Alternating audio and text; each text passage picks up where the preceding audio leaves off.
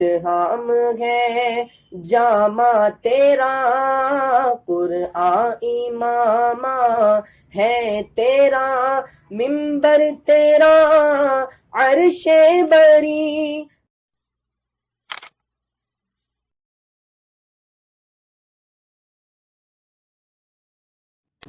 أعوذ بالله من الشيطان الرجيم.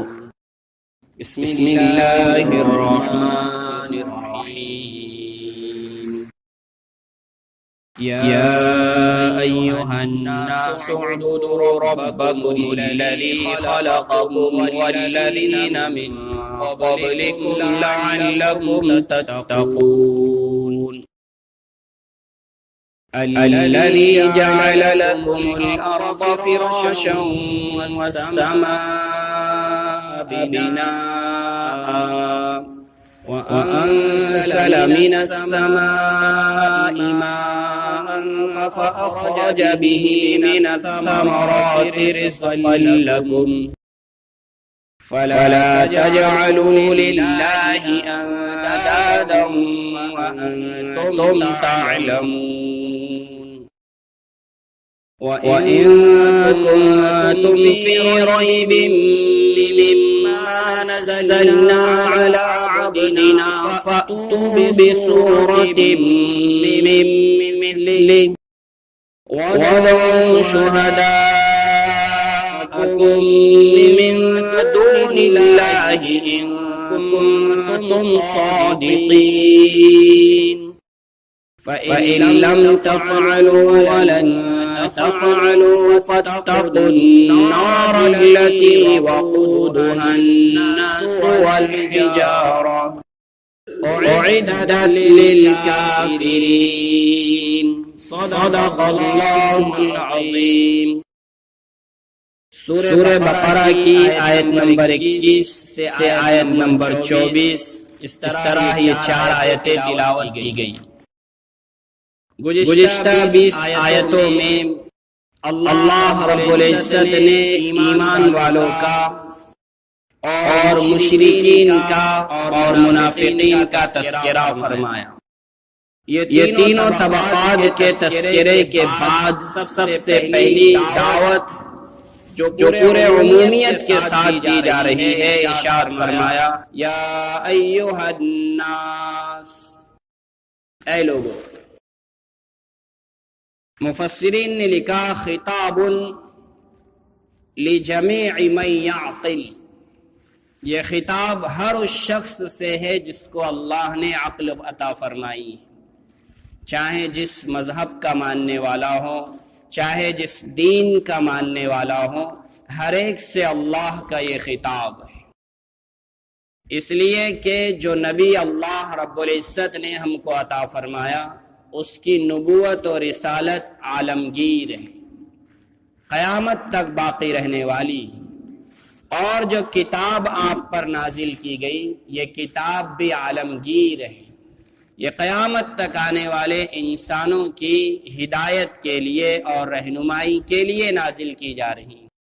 اس لیے سب سے پہلی جو دعوت دینی ہے تو اس میں عمومیت کو شامل کیا گیا، یا ایھا الناس فرمایا. یا ایھا یعنی ایمان والوں سے خطاب نہیں ہے، صرف عربوں سے خطاب نہیں ہے، صرف آپ کے قبیلے سے خطاب نہیں ہے، بلکہ عمومیت کے ساتھ خطاب فرمایا گیا. اس کے اندر ایمان والے بھی ہیں، مشرکین بھی ہیں، منافقین بھی ہیں اور دوسرے مذاہب کے ماننے والے بھی ہیں. تمام لوگوں سے خطاب فرما کر ارشاد فرمایا اعبدوا ربکم، اپنے رب کی عبادت کرو.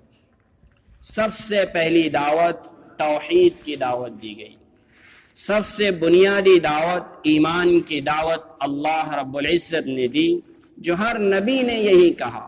قرآن کریم میں جگہ جگہ پر انبیاء علیہم السلام کے تذکرے کیے گئے، تو ہر نبی کی بنیادی دعوت توحید کی دعوت رہی، اور ہر نبی نے یہی کہا یا قوم اعبدوا اللہ ما لکم من الہ غیرہ، اے میری قوم ایک اللہ کی عبادت کرو، اس کے علاوہ تمہارا کوئی معبود نہیں. ہر نبی کے الفاظ قرآن کریم میں مذکور ہیں. اسی طرح حضرت یوسف علیہ السلام نے جو جیل کے اندر رہ کر بھی دعوت کا عظیم الشان فریضہ انجام دیا اور اپنے جیل کے ساتھیوں کو دعوت دی، تو ان الفاظ میں یا صاحب السجن ارباب متفرقون خیر ام اللہ الواحد القہار، فرمائے کہ میرے جیل کے ساتھیوں، الگ الگ خدا بہتر ہے یا ایک زبردست اللہ کی عبادت کی جائے یہ بہتر ہے۔ ما تعبدون من دونه الا اسماء سمیتموها انتم وآباؤکم، اور جن خداؤں کی تم پوجا کرتے ہو وہ الگ الگ صرف نام ہیں، جن کی تم عبادت کرتے ہو وہ نام ہیں، ان کی کوئی حقیقت نہیں، وہ نام تم نے رکھے، تمہارے آبا و اجداد نے رکھے۔ ما انزل اللہ بہا من سلطان، اللہ نے کوئی دلیل نہیں نازل فرمائی۔ ان الحکم الا للہ، حکم اور حکومت صرف اللہ کی چلے گی۔ امر اللہ تعبدوا الا ایاہ، اور اللہ ہی نے حکم دیا کہ اس کے علاوہ کسی کی عبادت نہ کی جائے۔ تو یہ بنیادی دعوت توحید کی دعوت ہے جو ہر نبی نے دی، اور نبی آخر الزمان محمد الرسول اللہ صلی اللہ علیہ وسلم کو جو قرآن عطا کیا گیا اس میں سب سے پہلی دعوت یہ توحید کی دعوت دی جا رہی ہے کہ اے لوگوں اپنے رب کی عبادت کرو، الذی خلقکم، جس نے تم کو پیدا کیا، اسی اللہ نے تم کو پیدا کیا، اور تخلیق بھی اللہ نے بتلا دی کہ سب سے پہلے آدم علیہ السلام کو پیدا فرمایا، جو اسی سورت کی آیت نمبر 30 میں اللہ نے ذکر فرمایا وَإِذْ قَالَ رَبُّكَ لِلْمَلَائِكَةِ إِنِّي جَاعِلٌ فِي الْأَرْضِ، فرمایا کہ یاد کرو اس وقت کو جب تمہارے رب نے فرشتوں سے کہا کہ میں زمین میں اپنا خلیفہ اور نائب بنانے جا رہا ہوں، تو فرشتوں نے کہا أَتَجْعَلُ فِيهَا مَن يُفْسِدُ فِيهَا وَيَسْفِكُ الدِّمَاءَ، کہ الہ العالمین آپ ایسی مخلوق کو پیدا کرنے جا رہے ہیں جو زمین میں آپس میں ایک دوسرے کا خون بہائیں اور زمین میں فتنہ اور فساد برپا کریں۔ نحن نسبح بحمدک ونقدس لک، الہ العالمین آپ کی عبادت اور تسبیح بیان کرنے کے لیے ہم کافی ہیں۔ تو اللہ نے فرشتوں کو جواب دیا انی اعلم ما لا تعلمون، جو میں جانتا ہوں تم نہیں جانتے۔ اس انسان کے اندر جو خوبیاں ہے اور جو فرما برداری اس کے اندر ہے اس کا حقیقی علم مجھے ہے، تم لوگوں کو نہیں۔ تو اللہ نے خلیفۃ اللہ کے طور پر اپنا نائب حضرت آدم علیہ السلام کو زمین میں متعین فرمایا، اور پھر انہی آدم علیہ السلام کے ذریعے سے نسل انسانی کو چلایا، جیسے سورہ نساء کی سب سے پہلی آیت میں فرمایا یا ایھا الناس اتقوا ربکم الذی خلقکم من نفس واحدہ، اے لوگوں اپنے اس رب سے ڈرو جس نے تم کو ایک جان سے پیدا کیا، وَخَلَقَ مِنْهَا زَوْجَهَا، اور اسی جان سے اس کے جوڑے کو پیدا کیا، یعنی آدم سے حوا علیہ السلام کو پیدا فرمایا، وَبَثَّ مِنْهُمَا رِجَالًا كَثِيرًا وَنِسَاءً، اور ان دونوں کے ذریعے سے بہت سے مردوں اور عورتوں کو اللہ نے پھیلا دیا۔ وَاتَّقُوا اللَّهَ الَّذِي تَسَاءَلُونَ بِهِ وَالْأَرْحَامَ، اور اللہ سے ڈرو جس کے نام سے تم اپنے حقوق کو مانگتے ہو، اللہ کے وسیلے سے تم مانگتے ہو، اور رشتہ داری کا پاس و لحاظ۔ اللہ نے آدم علیہ السلام کی تخلیق فرمائی، پھر انہی کے ذریعے سے ان کے جوڑے کو پیدا فرمایا، پھر ان کے ذریعے سے پوری نسل آدم کو اللہ نے پھیلا دیا۔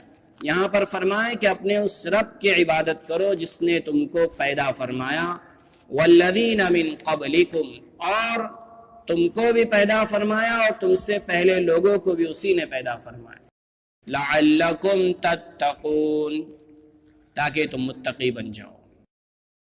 تقوی پورے قرآن کریم میں جگہ جگہ پر تقوی کا تذکرہ ہے، اور اس سے پہلے بھی میں نے ذکر کیا کہ مفسرین نے تقوی کی سب سے بہترین تعریف یہ فرمائی اصل التقوی اتقاء الشرک، تقوی کی بنیاد ہی یہ ہے کہ ہم شرک سے بچیں، اس لیے کہ شرک سے بڑا کوئی گناہ نہیں ہے، ان الشرک لظلم عظیم، سب سے بڑا گناہ شرک ہے، اور ان اللہ لا یغفر ان یشرک بہ ویغفر ما دون ذلک لمن یشاء، اللہ تعالیٰ شرک کو معاف نہیں فرمائیں گے، اس کے علاوہ جس گناہ کو چاہیں گے معاف فرمائیں گے۔ بلکہ نبی سے بھی اللہ نے خطاب فرمایا تو فرمایا لئن اشرکت لیحبطن عملک ولتکونن من الخاسرین، یعنی آپ اندازہ کیجئے کہ جو نبی آخر الزماں جنہوں نے نبوت کے ملنے سے پہلے بھی کبھی شرک نہیں کیا۔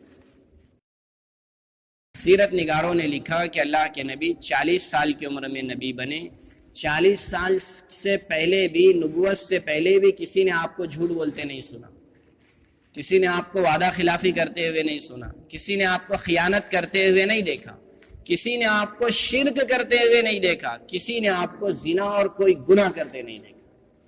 لوگ تو آپ کو صادق و امین کہتے تھے، پھر بھی اللہ فرما رہے لئن اشرکت، اگر آپ بھی شرک کر لے نعوذ باللہ، لیحبطن عملک، تو آپ کے اعمال بھی ضائع ہو جائیں گے، ولتکونن من الخاسرین، اور آپ بھی نقصان اٹھانے والے رہیں گے۔ تو خطاب اگرچہ اللہ کے نبی سے ہیں، لیکن تعلیم پوری امت کو دی جا رہی ہے کہ جب نبی کو اللہ تعالیٰ اتنی سخت بات کر رہے ہیں تو عام لوگوں کے لیے تو کوئی گنجائش ہی نہیں ہو سکتی۔ تو تقوی کا سب سے پہلا معیار یہ ہے کہ ہم شرک سے بچیں، ثم اتقاء المعاصی، اور دوسرا درجہ یہ ہے کہ ہم گناہوں سے بچیں، نافرمانی سے بچیں اللہ کی۔ گناہ کبیرہ اور صغیرہ دونوں بھی آ جاتے ہیں معاصی میں۔ اللہ کے نبی نے مختلف احادیث میں اپنے اقوال میں گناہ کبیرہ بتلائے، اللہ کے ساتھ شرک کرنا، والدین کی نافرمانی کرنا، چوری کرنا، زنا کرنا، جھوٹ بولنا، جھوٹی گواہی دینا، وعدہ خلافی کرنا، غیبت کرنا، سود کھانا، غرض بہت سے گناہ اللہ کے نبی نے بتلائے یہ گناہ کبیرہ ہے، یہ بڑے بڑے گناہ ہیں جو ایمان والے کی شان کے خلاف ہیں۔ ابھی ہم نے گزشتہ آیتوں میں سنا کہ ایمان والا جھوٹا ہو ہی نہیں سکتا، یہ تو منافقوں کی پہچان ہے۔ تو متقی وہ ہوگا جو شرک سے بچے گا اور گناہوں سے بھی بچنے والا ہوگا، وہ والدین کی نافرمانی نہیں کرے گا۔ آج ہمارے معاشرے میں والدین کی نافرمانی بالکل عام بات ہو چکی ہے، بچے اپنے والدین کی کوئی بات نہیں سنتے، حالانکہ اللہ نے فرمایا وَلَا تَقُلْ لَهُمَا اُف، ان کے سامنے اف بھی مت کرو، یعنی ناگواری کے وقت زبان سے کوئی جو لفظ نکلتا ہے غصے کے وقت، وہ بھی نکالنے سے منع کیا گیا۔ اور والدین کی رضامندی کے بغیر جنت کا داخلہ ممکن ہی نہیں۔ صاف الفاظ میں اللہ کے نبی نے فرمایا الجنت تحت اقدام الامہات، ماؤں کے قدموں کے نیچے جنت۔ الوالد اوسط ابواب الجنہ، باپ جنت کے دروازوں میں بیچ کا دروازہ ہے۔ اور یہ بھی فرمایا رضا الرب فی رضا الوالد وسخط الرب فی سخط الوالد، کہ اللہ کی رضا باپ کی رضا میں ہے اور اللہ کی ناراضگی باپ کی ناراضگی میں ہے۔ اس کے باوجود جبکہ ایسے واقعات بھی ہمارے سامنے ہیں احادیث میں کہ اللہ کے رسول کے صحابی ہیں جن کو اللہ نے رضی اللہ عنہم ورضوا عنہ کا خطاب بھی دے دیا، لیکن اس کے باوجود ماں ناراض تھی تو مرتے وقت زبان سے کلمہ نہیں جاری ہو رہا تھا۔ اللہ کے نبی نے والدہ کو بلوایا، ان کو منوایا، جب ماں راضی ہوئی تو ان کی زبان سے کلمہ جاری ہوا۔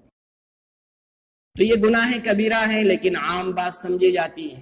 پڑوسیوں کے تعلق سے اللہ کے رسول صلی اللہ علیہ وسلم خود فرماتے ہیں کہ جبریل علیہ السلام نے مجھے اتنا سمجھایا کہ مجھے یہ احساس ہونے لگا کہ کہیں پڑوسی کو وراثت میں نہ شامل کر دیا جائے۔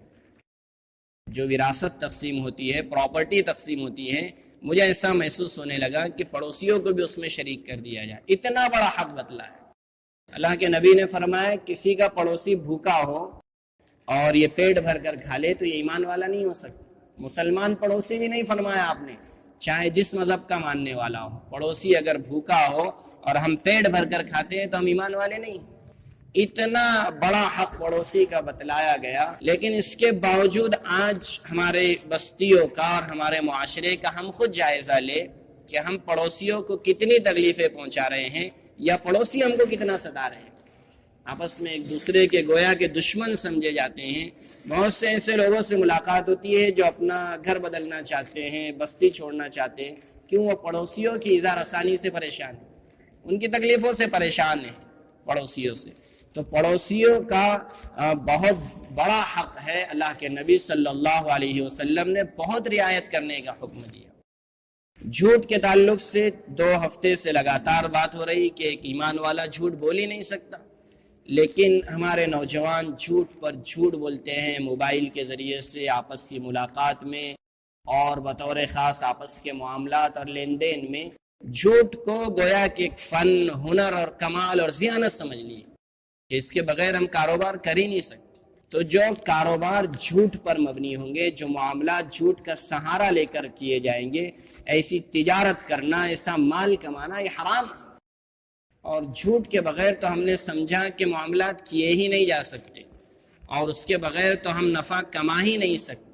بہرحال یہ کبیرہ گناہ ہے جن کی ایک طویل فہرست ہے، وقفاً فوقفاً اس کو ذکر کیا جاتا ہے۔ یہاں پر متقیوں کی بات آئی کہ متقی وہ ہیں جو شرک سے بچتے ہیں، گناہوں سے بھی بچتے ہیں، چاہے صغیرہ ہو یا کبیرہ۔ ثم اتقاء المعاصی، اور ثم اتقاء الشبہات، وہ مشکوک چیزوں سے بھی بچتے ہیں۔ اللہ کے نبی کا فرمان ہے ان الحلال بین والحرام بین وبینہما مشتبہات، حلال بھی واضح ہے، حرام بھی واضح ہے، اور درمیان میں ایک چیز ہے جو مشکوک ہوتی ہے، جس کے حرام اور حلال ہونے میں ہمارا دل مطمئن نہیں ہوتا، تو اللہ کے نبی نے فرمایا اس سے بھی بچو، اگر اس میں پڑ جائیں گے تو حرام کی طرف چلے جائیں گے۔ حقیقی متقی وہ ہے جو شرک سے بھی بچے، گناہوں سے بھی بچے، اور مشکوک چیزوں سے بھی بچے، وہ حقیقی متقی ہے۔ تو یہاں پر اللہ فرما رہے ہیں کہ توحید اور ایمان یہی نسخہ کیمیا ہے متقی بنانے کا۔ تمام مفسرین نے لکھا کہ ایمان اور توحید کو مان لینا، اللہ کی وحدانیت کا اعتراف کر لینا اور اس کو اپنی زندگی میں لانا، یہی نسخہ کیمیا ہے متقی بنانے کا۔ اس کے بغیر کوئی متقی بن ہی نہیں سکتا۔ اللہ کی وحدانیت کا اعتراف کیے بغیر کوئی متقی نہیں ہو سکتا۔ آگے اللہ نے فرمایا الذی جعل لکم الارض فراشا والسماء بناء، وہی اللہ جس نے تمہارے لیے زمین کو بچھونا بنایا اور آسمان کو تمہارے لیے چھت بنا دیا۔ وانزل من السماء ماء، اور جس نے آسمان سے بارش کو نازل فرمایا۔ وَأَخْرَجَ بِهِ مِنَ الثَّمَرَاتِ رِزْقًا لَكُمْ، اور اس بارش سے تمہارے لیے اللہ نے پھلوں کو نکالا تمہارے لیے رزق کے طور پر۔ فَلَا تَجْعَلُوا لِلَّهِ أَنْدَادًا، تو اللہ کے ہمسر اور برابری والا کسی کو نہ بناؤ۔ وَأَنْتُمْ تَعْلَمُونَ، در حالانکہ تم جانتے ہو کہ اللہ کا کوئی برابر ہو ہی نہیں سکتا۔ یہ اس آیت کا ترجمہ ہوا، اس کی بڑی تشریح اور تفسیر مفسرین نے کی کہ توحید کی بات ہو رہی تھی، پھر اللہ نے زمین و آسمان اور اس کائنات کا نظام کیوں سمجھایا۔ اس کی وضاحت بھی مفسرین نے فرمائی کہ یہ زمین اللہ نے بنائی یا آسمان بنایا، جس کو سورہ اعراف میں آیت نمبر 158 میں بھی اللہ نے فرمایا کہ اللہ نے تمہارے لیے زمین اور آسمان کو فی ستۃ ایام کے الفاظ آئے، 6 دنوں میں بنایا، اس کی اہمیت کو بتلانے کے لیے۔ ورنہ اللہ کا معاملہ تو یہ ہے اذا اراد شیئا ان یقول له کن فیکون، اللہ تو جب کسی چیز کا ارادہ فرما لے، کن کہیں تو وہ چیز ہو جاتی ہے۔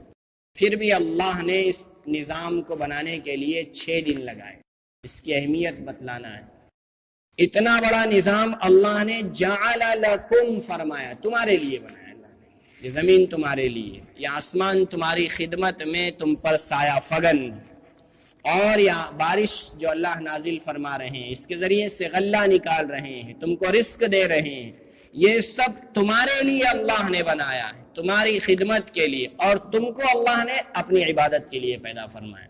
وَمَا خَلَقْتُ الْجِنَّ وَالْإِنسَ إِلَّا لِيَعْبُدُونَ، اللہ نے فرمایا کہ ہم نے انسانوں اور جناتوں کو اپنی عبادت کے لیے پیدا فرمایا۔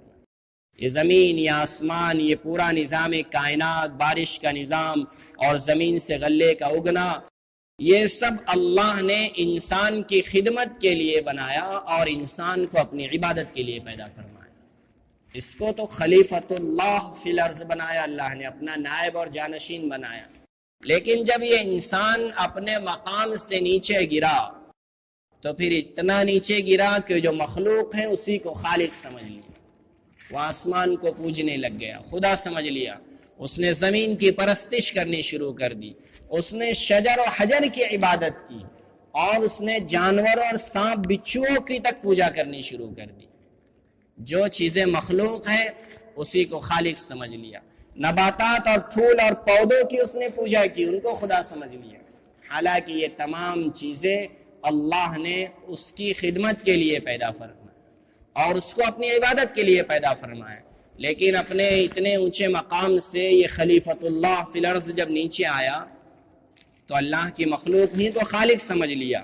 تو اللہ تعالیٰ یہاں پر توحید کی جو دعوت دے رہے ہیں اس میں ان تمام چیزوں کی نفی فرما رہے ہیں اور تنبیہ فرما رہے ہیں کہ یہ خدا نہیں ہے، یہ تمہاری خدمت کے لیے، یہ زمین جو تمہارے لیے بچھونا ہے، یہ آسمان جو تمہارے سروں پر چھت ہے، یہ بارش جو تم کو رزق دے رہی ہے اس کے، اور یہ سب اللہ تعالیٰ کی مخلوق ہے، تمہاری خدمت کے لیے اللہ نے پیدا فرمایا۔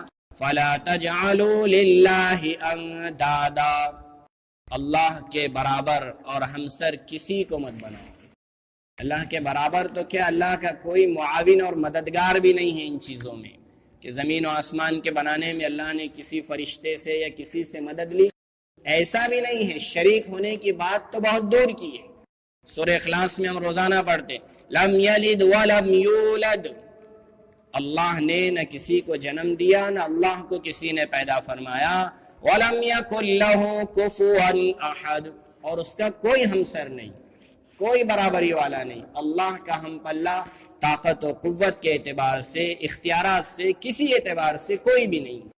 تو یہاں پر فرمایا فَلَا تَجْعَلُوا لِلَّهِ أَنْدَادًا، تم اللہ کا ہمسر کسی کو نہ بناؤ۔ وَأَنْتُمْ تَعْلَمُونَ، درا حالانکہ تم جانتے ہو، تم کو علم ہے کہ اللہ کا کوئی ہمسر ہو نہیں سکتا، کوئی برابری والا نہیں ہو سکتا۔